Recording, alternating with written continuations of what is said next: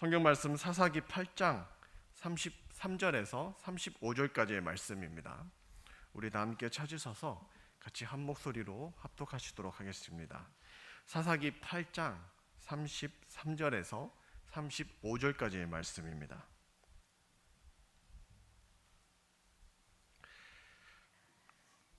함께 읽겠습니다. 시작.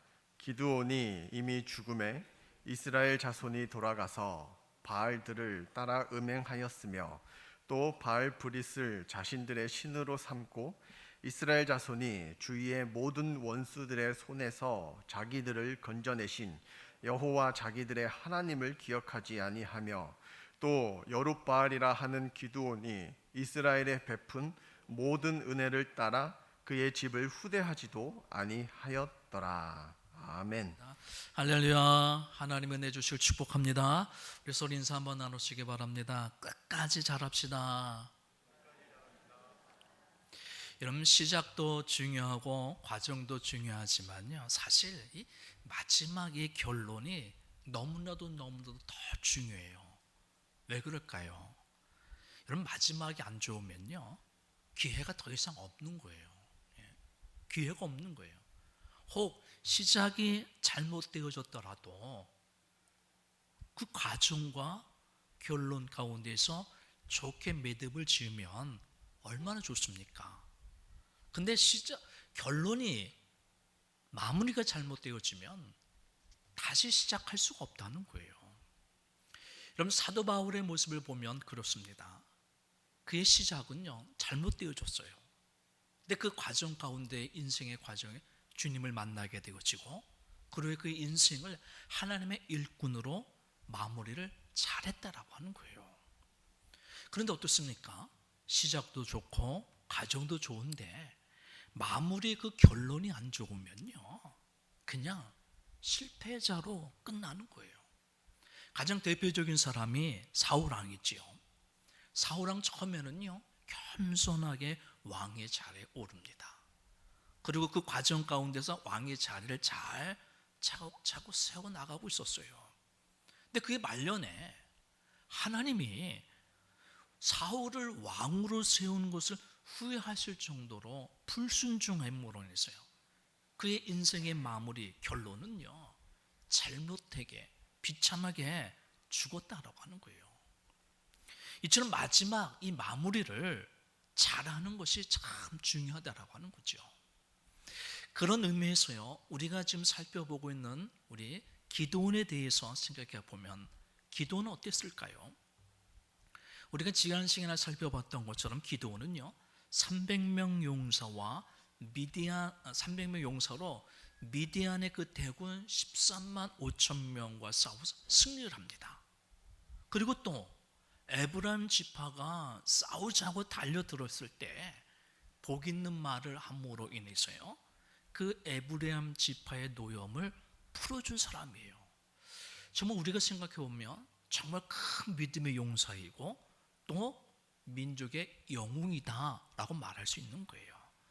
근데 그 기드온이 그러면 끝까지 잘했을까? 그의 결말은 어땠을까요? 성공했을까요? 실패했을까요? 오늘 말씀을 통해서 우리 믿음의 성도님들이 직접 한번 판단해 보시기 바랍니다. 기드온은요, 에브라임 지파와의 그 싸움을 피하고, 그리고 도망가고 있는 그 미디안의 그 패천맥을 끝까지 쫓아가서 무찌릅니다. 그리고 미디안의 그 연합군의 그 두 왕인 세바와 살문나를 사로잡았어요. 그리고 이스라엘 백성들이 보는 앞에서 그 두 왕을 죽이게 되어집니다. 그래서 이스라엘 백성들이 그 모습을 보고 기드온에게 이런 요구를 합니다. 22절 말씀인데요, 우리 22절 말씀 같이 함께 읽겠습니다. 시작. 그때에 이스라엘 사람들이 기드온에게 이르되 당신이 우리를 미디안의 손에서 구원하셨으니 당신과 당신의 아들과 당신의 손자가 우리를 다스리소서 하는지라. 아멘.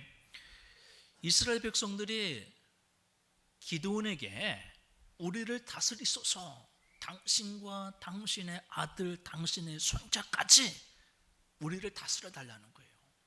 무슨 말입니까? 한마디로 얘기하면 왕이 되어달라고 하는 거예요. 왕이 되려고. 여러분, 기드온이 미디안과의 전쟁에서의 승리에 큰 역할을 한 것은 사실이지만 이는요, 전적인 하나님의 은혜인 거예요. 근데 이 하나님의 은혜를 모르는 아주 배은망덕한 요구인 거지요. 그리고 이스라엘 백성들은요, 그들에게는 세상적인 왕은 없었지만 그 세상의 왕보다도 더 능력이 많으신 하나님이 다스리고 있는 그런 나라였다라고 하는 거예요. 그래 기드온에게 그래서 왕이 되어달라고 하는 것은요, 너무나도 불신앙적인 그런 행동이고 요구였다라고 하는 겁니다. 그리고요, 하나님의 그 다스림을 받아야 될 그 이스라엘 백성들이 그 하나님의 다스림을 거부하고 기드온에게 왕이 되어달라고 하는 것은요, 그들이 속내면요, 그 기드온의 다스림을 받겠다라고 하는 것도 아니에요. 당장 그 눈에 보이는 그 힘으로 말미암아 자신들에게 문제를 해결해주는 해결사 또는 보디가드 정도로 삼겠다라고 하는 그런 심보이다라고 하는 거예요. 하나님의 다스림을 거부한 그들이 기드온의 다스림을 받겠냐는 얘기죠. 이는 우리들의 모습과도 사뭇 동일합니다. 우리들 모습을 보게 되어지면요, 어떻습니까? 우리 믿음의 성도님들, 내가 지금 하나님의 다스림을 받고 있습니까? 하나님의 말씀 앞에서 내 뜻과 내 생각을 돌이키고 순종하는 얘기예요.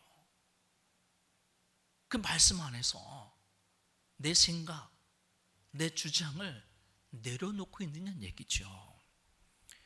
우리는요, 하나님의 뜻이나 하나님의 섭리하심에 대해서는 별다른 관심이 없어요.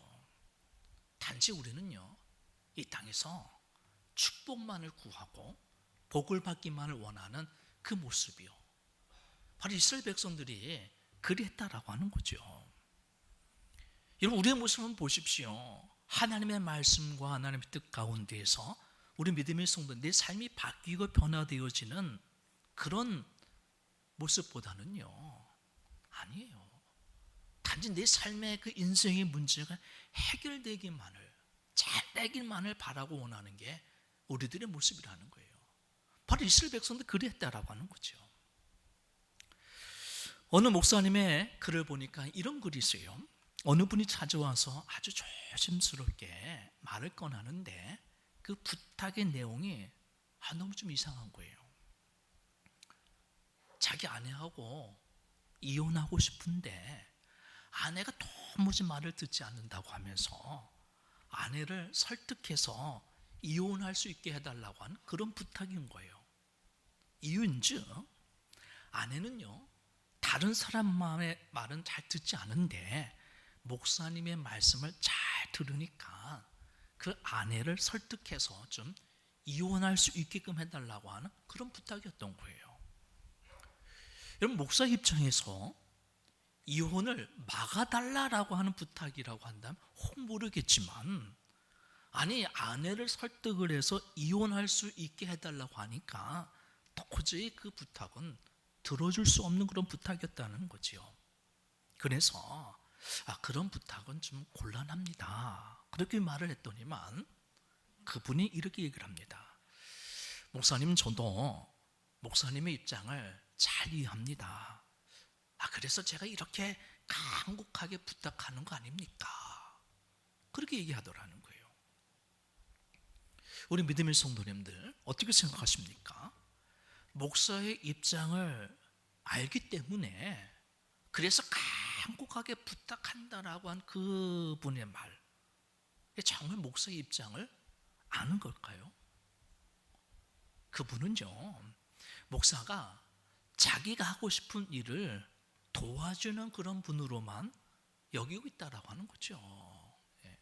그것이 옳은 일인지 그런 일인지 그것을 묻는 것이 아니라 자기가 하고 싶은 일을 좀 도와주는 사람으로 여기고 있다는 거예요. 근데 우리 믿음의 성도님들이 이런 실수와 이런 잘못을 하고 있다는 거예요. 목사가 자기가 하고 싶은 일을 도와주는 사람으로 여기는 것처럼 우리 많은 믿음의 성도들이 하나님을요, 내가 하고 싶은 일, 내가 원하는 일을 도와주는 분으로만 알고 있다는 거예요. 내가 이 일을 해야 될런지, 이것이 하는 일이 옳은 일인지, 내 생각에 옳은 건지 그런 것인지 그것을 알게끔 해주는 그런 분들은 전혀 생각하지 않고 오직 내가 바라고 원하는 것을 이루어 주시고 도와주시는 분으로만 알고 있다라고 하는 거예요. 그러다 보니까요, 하나님의 다스림을 받지 못하는 거예요. 하나님의 다스림이 아니라 그 하나님의 다스림을 받지 못하니까 자기 생각과 자기 주장을 내려놓지 못하는 거예요. 자기가 원하는 것만을 끝까지 고집부리는 그런 잘못을 범하더라는 거죠. 여러분, 성도는요, 내 인생이라고 해서요, 내 마음대로 내가 원하는 대로 사는 게 아니에요. 우리 성도는요, 하나님의 다스림을 받아야 될 줄 믿습니다. 아멘. 하나님의 다스림을 받아야 된다라고 하는 거예요. 그래서 하나님 앞에서 내 삶의 방향과 가치관을 바꿀 수 있어야 되는 거예요. 하나님의 말씀 앞에서요, 내 생각과 내 주장을 내려놓을 수 있어야 되는 거예요. 하나님의 말씀을 통해서요, 내가 버려야 될 건 버리고 취해야 될 건 취할 줄 알아야 된다는 거죠. 이런 하나님의 다스림 가운데 있을 때 하늘의 축복의 문이 열려지고 복의 주인공이 되어지는 줄로 믿으시길 주님을 축원합니다. 그런데 이거를 거부하는 거예요. 이스라엘 백성들이 그 하나님의 다스림을 거부하고 눈에 보이는 영웅과 같은, 힘이 있는 것 같은 기드온에게 우리를 다스려 달라, 우리의 왕이 되어 달라, 그렇게 요구를 합니다. 기드온이 그런 요구에 어떻게 했을까요? 23절 말씀 보시기 바랍니다. 23절 말씀 같이 함께 읽겠습니다. 시작. 기드온이 그들에게 이르되 내가 너희를 다스리지 아니하겠고 나의 아들도 너희를 다스리지 아니할 것이요 여호와께서 너희를 다스리시리라 하니라. 아멘. 여호와께서 너희를 다스리라. 할렐루야. 백성들의 그 요구를 기드온은요, 거절했어요. 하나님이 선택한 선민인 이스라엘 백성, 하나님이 다스려야 한다라고 하는 거예요. 이처럼 기드온은 왕이 되어달라고 한 그 요구를 거절했어요.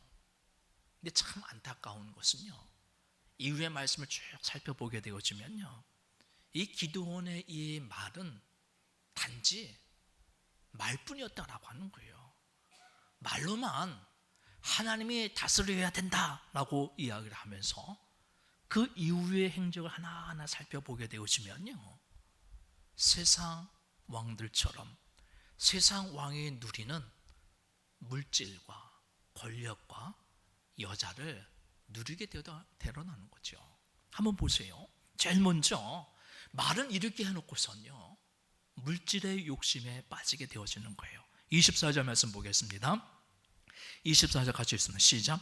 기드온이 또 그들에게 이르되 너희에게 요청할 일이 있으니 너희는 각기 탈취한 귀고리를 내게 줄지니라 하였으니 이는 그들이 이스마엘 사람들이므로 금 귀고리가 있었습니다. 아멘.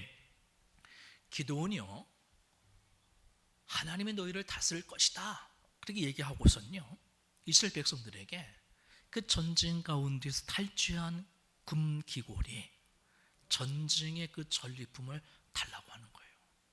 왜요? 여러분, 자신의 공로가 아니라 하나님의 은혜로 승리했음에도 불구하고 기드온은요, 자신의 공으로 전쟁에서 승리한 것처럼 그 전리품을 달라고 요구하고 있다는 거예요. 이뿐만 아니라 왕들이 입었던 그 자색 의복과 기타 장식들을 기드온이 다 차지하게 되었습니다. 여러분, 전쟁에 승리한 후 전리품 가운데 귀한 것들 어떻게 해야 됩니까? 무엇보다도 하나님의 은혜에 감사하면서 감사의 예물을 드리면서 하나님께 영광을 돌려야 할 그 전리품들을 기도는 자기 자신이 가로채고 자신의 무력을 채우고 있었다라고 하는 거예요.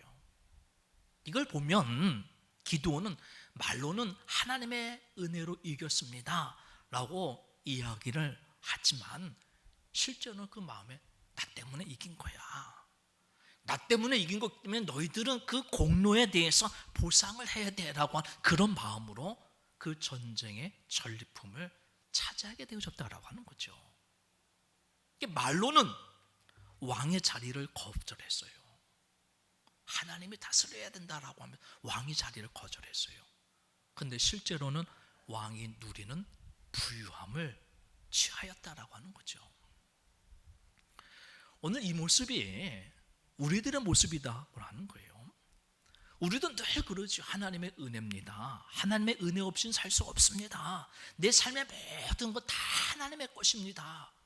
이렇게 말로는 그렇게 고백하면서요, 종종 많은 분들이요 11조도 제대로 못 드려요.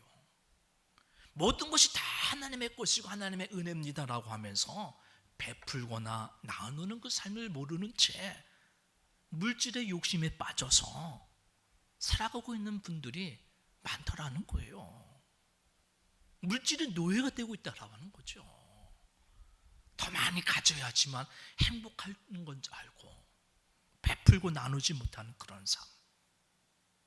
이런 물질의 노예가 되지 마시고요, 물질로 섬길 줄 아는 청직의 삶을 통해서요, 물질의 노예가 아닌 물질로 쓰임받을 수 있는 그런 믿음의 성도님들이 되시길 주님의 이름으로 축복합니다. 두 번째로 또 살펴보면요, 기도는요 이 권력의 문제, 명예의 문제에 있어서 또 넘어지게 되어집니다. 27절 말씀 보시기 바랍니다. 27절 말씀 우리 같이 함께 읽습니다. 시작. 기드온이 그 금으로 에봇 하나를 만들어 자기의 성읍 오브라에 두었더니 온 이스라엘이 그것을 음란하게 위함으로 그것이 기드온과 그의 집에 올무가 되니라. 기드온은요 자기가 그 받은 그 금으로 에봇 하나를 만들어서 자기가 살고 있던 그 성읍에 두었어요. 근데 이 에봇이라는 게 무엇일까라고 하는 거예요. 예, 넘겨주세요. 사진. 이 에봇이라고 하는 거는 보시는 바와 같이 제사장들 가운데 특별히 대제사장이 겉옷으로 입는 조끼와 같은 그런 옷이에요. 딱 보면 제사장들 가운데 누가 대제사장인지 한눈에 보이는 거죠. 그렇죠. 위에서부터 아래까지 긴 조끼와 같은 그 겉옷을 이야기하는 거예요. 근데 저 겉옷을 만드는 보게 되어지면 금실과 청색과 홍색 실로 만들어서요, 저 그림으로 보이시지만 너무나도 화려하게 잘 만들어진 그런 에봇이라는 거죠. 한 장 더 넘겨주세요. 그 에봇 가운데에 이 가슴팍에 판결 흉패라고 하는 것이 이렇게 네모난 것이 있어요. 그 네모난 그 흉패에 보게 되시면 12가지의 보석이 다 박혀져 있습니다. 근데 그 12가지의 보석에 보게 되시면 이스라엘 각 지파를 상징하는 12개의 보석들이 다 박혀져 있는 거예요. 그리고 이 판결 흉패 안쪽에 하나 더 넘겨주세요. 넘겨보면 2개의 돌이 있어요. 우림과 둠민이라고 하는 두 돌이 그 안에 있습니다. 그래서 이 우림과 둠림이라고 하는 것은 우림은 빛, 둠림은 완전하다는 뜻으로 해서 이 두 돌을 안에 넣고요, 거기서 하나님의 뜻을 판결받을 때 아니다, 맞다, 그르다, 맞다 라고 판결을 받을 때 저 판결 흉패 안에서 우림과 둠림이라는 둘 가운데 하나를 다 꺼내주면, 우림이 나오면 아니다 라고 하는 거예요. 꺼냈는데 둠림이 나오면 어떻게 맞다 라고 하는 그런 판결 흉패 안에 그 두 돌이 있다고 하는 거예요. 그래서요, 여기 넘겨주세요. 그래서 이 에봇이 있는 장소는 그래서 하나님이 거하신다라고 의미가 있고 하나님의 뜻을 분별할 수 있는 그런 장소였어요. 그런데 기드온이 이 에봇을 자기 집에다가 만들어놨다라고 하는 거예요. 왜 자기 집에다 만들었을까요? 당시에 대제사장은요, 모세가 만든 성막이 있는 실로에 있었어요. 그래서 사람들은 문제가 생기고 하나님의 뜻을 묻기 위해서 그 실로에 있는 대제사장에 가서 하나님의 뜻을 물었다라고 하는 거죠. 그런데 기드온은요, 실로의 성막이 있음에도, 그곳에 대제사장이 있음에도 불구하고 자기 집에 대제사장이 입는 에봇을 만들어 놓고 이스라엘 백성들이 어떤 문제가 있을 때, 하나님의 뜻을 물으려고 했을 때 실로에 있는 그 대제사장에 가지 말고 자기한테 와서 물으라는 거예요. 자기한테 와서. 저 기드온은요, 말로는 백성을 다스리지 않겠다 그렇게 얘기를 하면서요, 실제로는 에봇을 만들어 놓고 백성들을 통치하는 그런 권력과 명예를 누리고 있었다라고 하는 거예요. 사실 우리도요, 거대한 큰 명예와 권력은 아니더라도 사람 누구나 다 이런 명예와 권력의 유혹을 이겨내기가 쉽지 않더라는 거죠. 그럼 사람의 본성이 1등하고 싶고 대장하고 싶지 꼴찌하고 싶은 사람 있습니까? 쫄병하고 싶은 사람 있어요? 사람은요, 명예와 권력을 지님으로 해서 섬김을 받으려고 하지 섬기려고 하지 않는다는 거예요. 이게 너무나도 잘 알고 있는 우리 주님이, 그래서 이 땅에 오셔서 우리들에게 보여주신 그 삶의 모습이 뭡니까? 섬김의 본을 보여주셨다는 거예요. 주님처럼 나처럼 이렇게 섬김의 삶을 살아라, 그런 모습을 보여줬는데 우리들은 그럼에도 불구하고 어떻게 해요? 예수님처럼 그 섬김의 삶을 살아가는 게 아니라 예수님의 이름으로, 예수님의 능력으로 우리는 더 큰 힘과 명예를 가지고 섬김을 받으려고 하는 그런 명예와 권력의 유혹을 뿌리치지 못하고 살아가고 있다고 하는 거예요. 우리 믿음의 성도님들, 명예와 권력을 추구하는 그런 삶이 아니라 정말 우리가 겸손한 마음으로 섬길 줄 아는 그런 믿음의 성도가 되어주시길 주님의 이름으로 축복합니다. 세 번째로 성의 문제, 여자의 문제에 있어서 이 기드온은 실패하게 되어집니다. 30절과 31절 말씀 보시기 바랍니다. 같이 읽습니다. 시작. 기드온이 아내가 많으므로 그의 몸에서 낳은 아들이 70명이었고 세겜에 있는 그의 첩도 아들을 낳았으므로 그 이름을 아비멜렉이라 하였더라. 여러분, 세상적인 그 측면을 보게 되어지면요, 돈이 있고 권력이 있으면 자연히 따라오는 게 뭔지 아세요? 여자라는 거예요, 여자.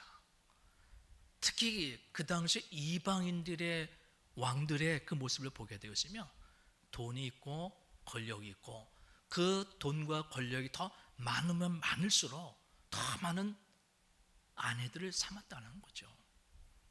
근데 기드온 한번 보세요. 아들이 몇 명이라고요? 70명이에요. 근데 아들만 70명이지 다른 숫자를 안 놓은 거예요. 그러면 2분의 1 확률을 보게 되어지면 아들이 70명이면 딸도 70명 정도는 있을 거예요. 그러니까 기드온에게 자녀는 대략 140명 정도 될 겁니다. 그리고 한 아내가 10명 정도의 자녀를 낳았다라고 생각하게 되어지면 아내가 몇 명입니까? 최소 14명이 되어지는 거예요. 아들, 자녀를 5명만 낳으면 아내는 28명이 되는 거예요. 그뿐만 아니라 말씀해 보게 되어지면 뭐라고요? 첩도 있었다라고 하는 거예요. 이처럼 기드온은요, 말로는 하나님이 너희를 다스릴 것이다 라고 얘기를 하면서 실제로 그의 삶을 보게 되어지면요, 이방 왕들이 누렸던 그 돈과 권력과 명예와 여자를 취하였다라고 하는 거죠. 이런 기도원의 모습을 어떻게 평가할 수 있을까요? 성공한 인생인가요? 실패한 인생인가요? 이에 대해서 평가할 수 있는 말씀이 35절에 나옵니다. 35절 말씀 우리 같이 함께 읽겠습니다. 시작. 또 여룹바알이라 하는 기드온이 이스라엘에 베푼 모든 은혜를 따라 그의 집을 후대하지도 아니하였더라. 여러분, 기드온이 죽자마자 그의 집을 후대하지 않았다라고 하는 거예요. 살아있을 때에는 기드온 때문에 그와 그의 집을 잘 대접하고 잘 했는데 기드온이 죽자마자 후대하지 않았다라고 하는 것을 보게 되어지면 기드온의 삶은요, 성공이 아니라 실패로 마감했다라고 하는 거죠. 이처럼 기드온은요, 그 시작은 성공으로 출발을 했어요. 겸손하게. 그런데 그의 인생의 결론은요, 실패로 마감한 인생이라는 거죠. 자, 그러면 이제 우리의 모습을 한번 살펴봤으면 좋겠어요. 우리는 어떻습니까? 지금 우리의 인생은 아직 끝나진 않았지만 우리의 인생의 그 여정이 지금 성공으로 향하고 있습니까? 아니면 실패로 향하고 있느냐는 얘기예요. 어떻습니까? 우리 모두는요, 예수님을 믿고 신앙생활을 하면서요, 하나님으로부터 귀한 직분을 받았을 때 우리 모두는 다 기드온처럼요, 겸손하게 다 시작했어요. 목사의 직분을 받고 장로의 직분을 받고 권사의 직분, 집사의 직분을 받을 때 우리 믿음의 성도님들, 그 직분 받았을 때 야, 난 받을 만하다라고 생각하고 받으셨습니까? 그래, 나 목사 될 만한 사람이야. 그래, 나 장로 될 만한 사람이야. 나 권사 될 만해. 다들 그렇게 생각하셨습니까? 아니에요. 저서부터도 목사 되기 참 부족하다라고 생각한 사람이었고요. 아마 모두 다 부족하다고 생각했을 거예요. 부족하지만 그래도 잘 감당하리라. 좀 목사답게 더 사명 잘 감당하리라. 정말 주님께 헌신하고 충성해서 인정받는 장로 되고 인정받는 권사 되고 인정받는 집사가 되리라 라고 생각하면서 그 직분을 우리들이 다 받았다는 거예요. 그런데 어떻습니까? 지금 그때 그 심정을 가지고 우리가 지금 살아가고 있는 얘기예요. 저도 목사 안수 받은 지 20년이 넘으니까요, 처음 목사 안수 받을 때 그 사명감이 식어지는 것 같아요. 그 어떤 사명감의 열정을 가지고 더 목사답게, 더 겸손하게 하나님의 헌신하고 충성해야 된다, 그 마음과 그 열정이 예전과 같지 않던 거예요. 그럼 오히려 내가 목사인데 라고 하면서요, 목사로서 어떤 대접만을 받으려고 하는 게 내 모습이 아닌가, 그런 생각을 갖게 되더라는 거죠. 그런데 우리 믿음의 성도님들은 안 그렇습니까? 우리 믿음의 성도님들은 다를까? 아니요, 우리들 모습은 다 그러지 않을까 생각이 들어요. 물질 때문에 내 믿음과 내 신앙의 삶이 막 흔들리는 거예요. 돈 때문에,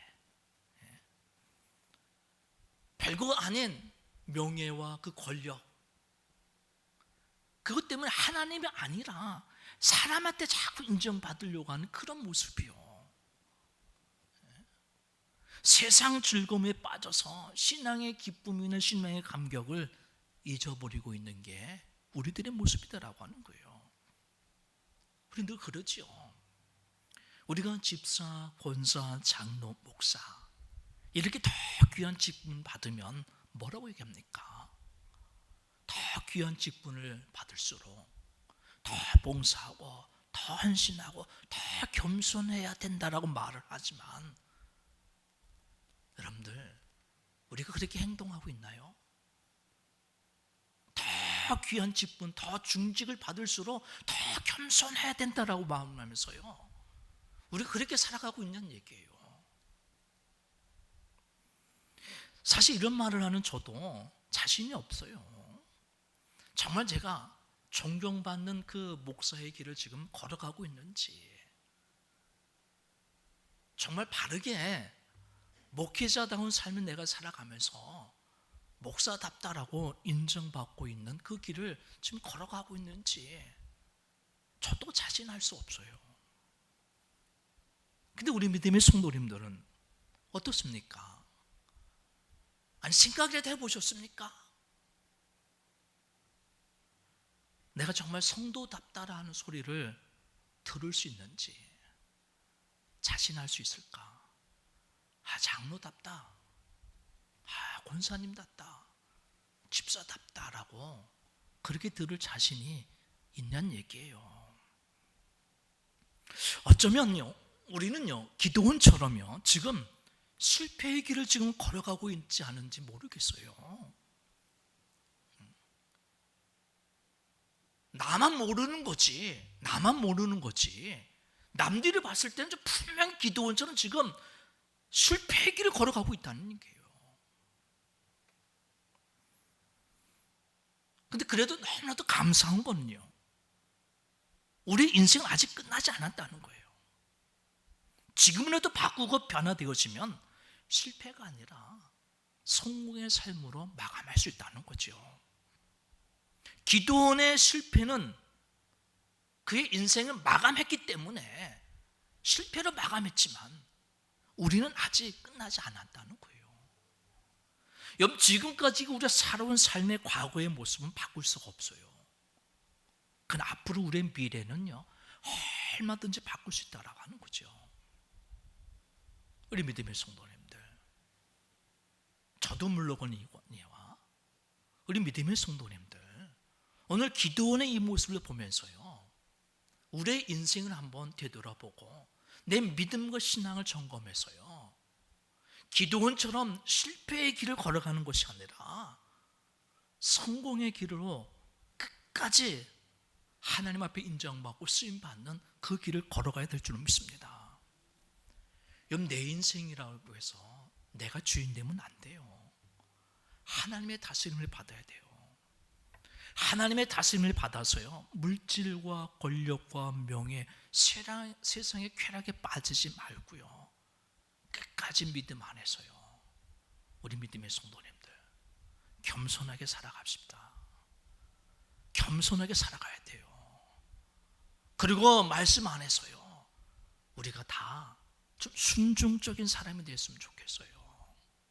자기 생각을 좀 내려놓고 고집 부리지 말고요, 남들이 다 귀하게 여기고 이것이 정말 하나님의 뜻이라고 한다면 좀 손해도 볼 줄 알고 내 생각을 좀 내려놓을 줄 알면서 겸손하게 순종적으로 하나님의 뜻 가운데 살아나가면서 나에게 주어진 그 직분과 사명을 잘 감당해내므로 인해서요, 우리 믿음의 성도님들이 끝까지 주님으로부터 칭찬받고 인정받는 그런 믿음의 성도들이 꼭 되어주시길 주님의 이름으로 축원합니다. 기도드리겠습니다.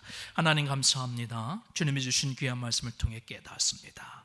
하나님의 다스림을 받는 믿음의 성도들에게 도와주시오며, 이 땅을 살아간다고 하더라도 물질과 권력과 명예와 세상의 쾌락에 빠지지 아니하고 끝까지 믿음 안에서 겸손하게 또 순종하며 맡은 직분과 사명 잘 감당하는 우리 믿음의 성도들 되도록 붙잡아 주시옵소서. 예수님의 이름으로 축복하며 기도드립니다. 아멘.